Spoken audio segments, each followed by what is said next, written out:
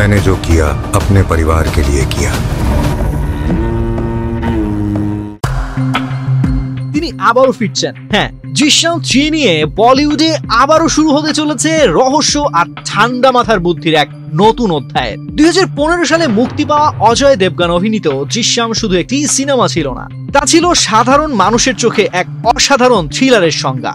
একজন নিরীহ পিতার অপরাধবোধ, বুদ্ধি ও ভালোবাসার অনবদ্য মিশ্রণ ছিল এই কাহিনী। তারপর আসে দৃশ্যম 2 7 বছর পর, যেখানে অতীতের গোপন ফাইল খুলে যায় আর তার সাথে আবারও দর্শকের শ্বাস বন্ধ হয়ে আসে। সিনেমা হলে বসে অনেকেই যেন ভুলে গিয়েছিলেন তারা নিছক একটি গল্প দেখছেন। একবার और रिओपन होगा।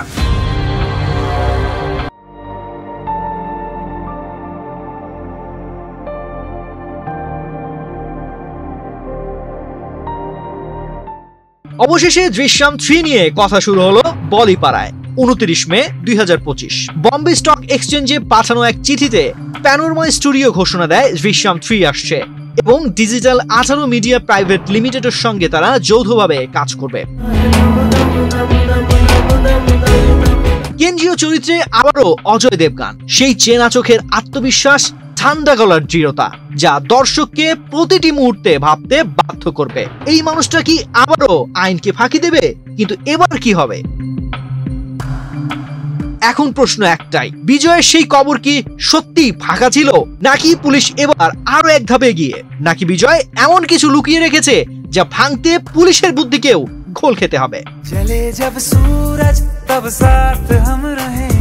জিশ্যাম 3 কবে মুক্তি পাবে এখনো আনুষ্ঠানিক ঘোষণা আসেনি, কিন্তু এ কথা নিশ্চিত এই গল্পের শেষ পাতাটা এখনো কেউ পড়েনি। যেখানে বিজয় এখনো খেলায় আছে, তাকে হারানো সহজ নয়। জিশ্যাম 3 সেই চমকেরই পরবর্তী ধাক্কা। কি তৈরি আছেন তো? বিনোদন ডেস্ক, বাংলাদেশ প্রতিদিন।